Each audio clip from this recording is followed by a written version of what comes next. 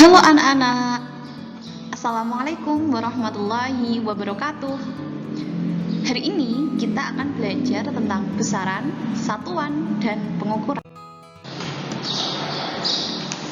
Nah, anak-anak, di pertemuan kemarin Bu Eti sudah menjelaskan tentang proses pengamatan ilmiah ya. Proses penyelidikan ilmiah. Nah, tahapan pertama adalah pengamatan, melibatkan panca indera termasuk melakukan pengukuran. Nah, hari ini kita akan belajar tentang pengukuran. Pengukuran itu pasti berkaitan dengan alat ukur ya. Yang dimaksud pengukuran itu apa, Bu? Nah, berikut ini adalah contoh di mana seorang penjahit sedang mengukur lebar dada seseorang.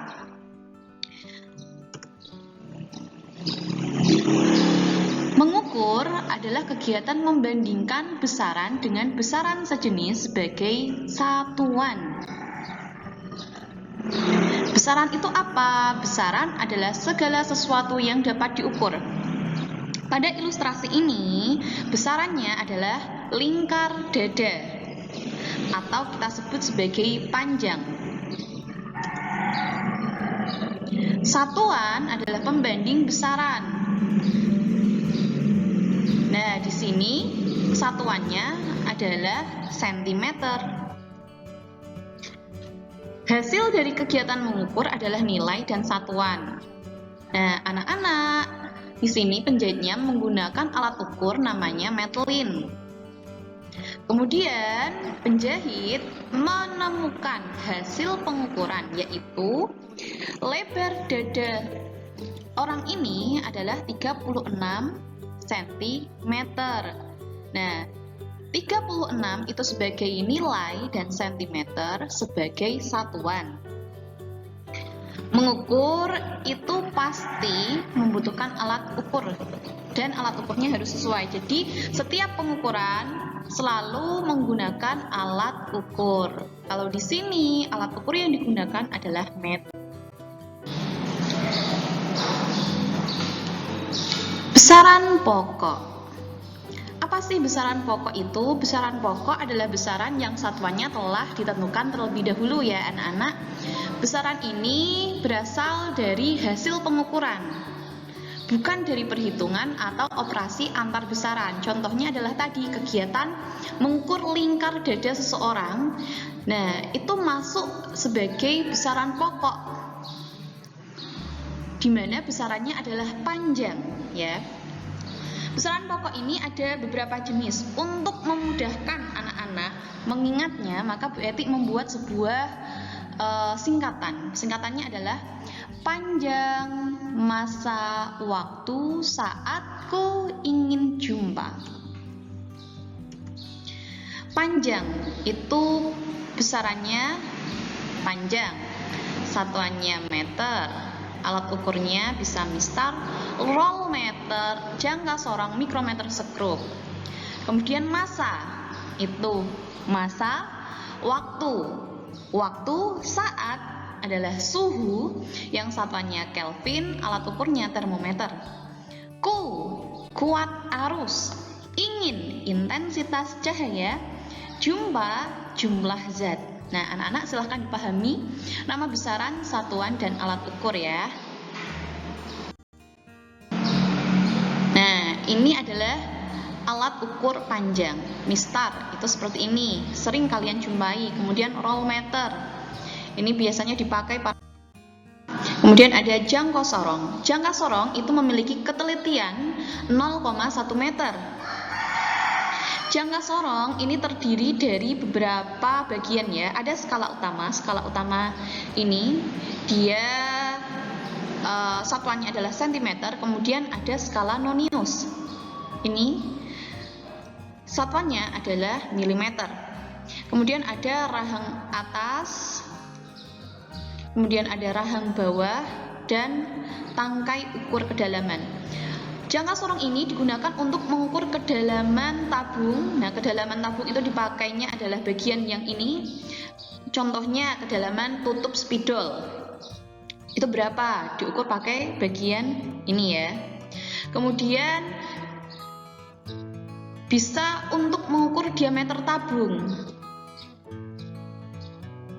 Misalnya diameter spidol menggunakan bagian rahang bawah, dan juga dapat digunakan untuk mengukur diameter tabung bagian dalam. Digunakannya rahang atas ini. Yang kedua, mikrometer skrup. Mikrometer skrup ini memiliki ketelitian 0,1 mm atau 0,001 cm. Fungsinya adalah mengukur ketebalan kertas, mengukur benda-benda yang sangat tipis. Nah, mikrometer skrup ini terdiri dari skala utama. Nah, ini skala utama dan skala putar. Skala putarnya ada di bagian sini. Kemudian alat ukur massa ada neraca pegas, neraca sama lengan, dan neraca Ohs. Alat ukur waktu, ini ada jam tangan, jam dinding, dan stopwatch. Alat ukur suhu, ini termometer. Nah, termometer itu ada macam-macam ya jenisnya. Di sini adalah termometer digital. Ada juga yang saat ini lagi populer, termometer tembak ya. Kemudian alat ukur suhu, alat ukur kuat arus. Ini namanya adalah ampermeter. Kemudian alat ukur intensitas cahaya namanya adalah luxmeter. Besaran turunan sekarang ya. Besaran turunan adalah besaran yang satuannya diturunkan dari besaran pokok. Ciri khas dari besaran turunan ini, dia memiliki 2 atau lebih satuan yang berasal dari besaran pokok. Nah, besaran turunan ini Bu Etik juga membuat singkatan agar kalian mudah menghafalnya. Singkatannya adalah LUF, mas, perjuangan, nggak usah ke nanda. LUF, luas dan volume. Mas, massa jenis. Perjuangan, percepatan kelajuan. Nggak usah, gaya dan usaha. Kecepatan, nanda, tekanan dan daya. Nah, anak-anak, besaran turunan ini sebenarnya ada banyak sekali ya. Ini adalah beberapa contohnya. Nah, berikut ini tabel besaran turunan. Luas, itu dia lambangnya A. Nah, ingat ya, besaran turunan itu diperoleh dari operasi besaran pokok atau turunan dari besaran pokok. Dan cirinya adalah satuannya itu 2 atau lebih. Contohnya ini, luas, satuannya meter persegi. Ini berarti kan berasal dari panjang kali lebar. Kemudian volume, dia satuannya meter kubik.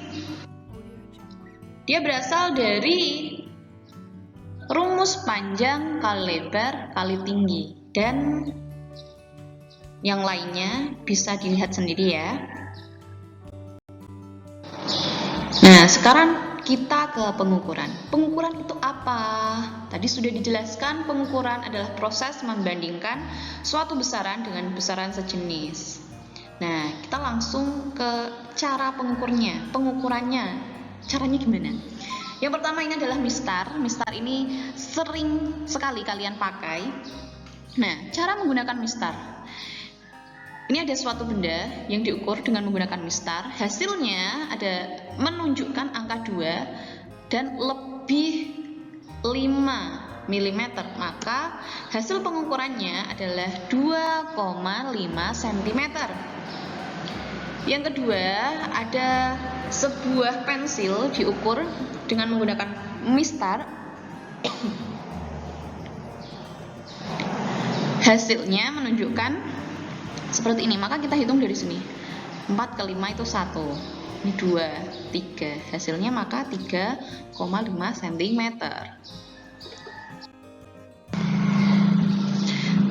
Selanjutnya, pengukuran dengan menggunakan jangka sorong. Nah, anak-anak, jangka sorong itu dia memiliki ketelitian 0,1 mm ya. Nah, di sini ada gambar bahwasanya jangka sorong ini sedang mengukur sebuah paku sekrup. Nah, menunjukkan skala utama 1,1 ya. Kemudian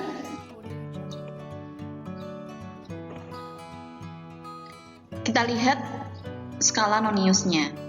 Nah, kita cari angka yang dia itu tegak lurus dengan yang sejajar dengan skala utama. Nah, di sini kita temukan bahwa 6 ini sejajar dengan skala utama. Maka kita tulis skala utama 1,1 cm, skala noniusnya adalah 6 kali 0,1. Karena ketelitiannya 0,1. Hasilnya 0,6 mm. Kemudian kita rubah menjadi cm. Milimeter ke cm itu kan naik 1, maka 0,06 cm. Hasil pengukurannya berarti skala utama ditambah skala nonius. Skala utama 1,1 ditambah 0,06, maka hasilnya adalah 1,16 cm. Contoh yang selanjutnya. Ini ada sebuah benda berbentuk bulat.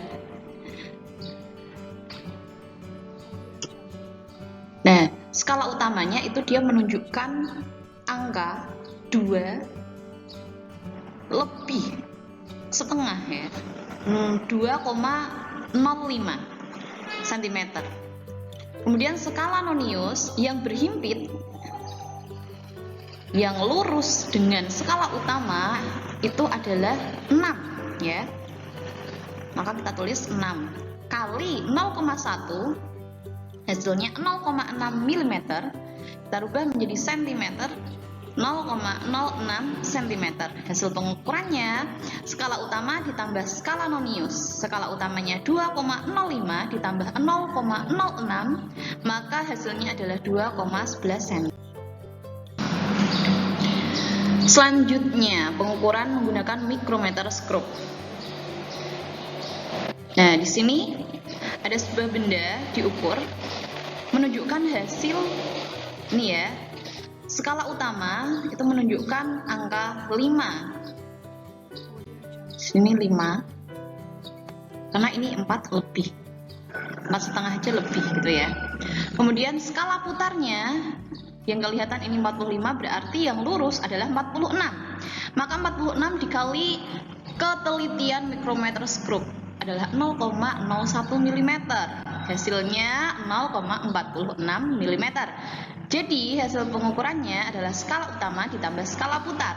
Skala utama 5,0 ditambah skala putar 0,46. Hasilnya 5,46 mm.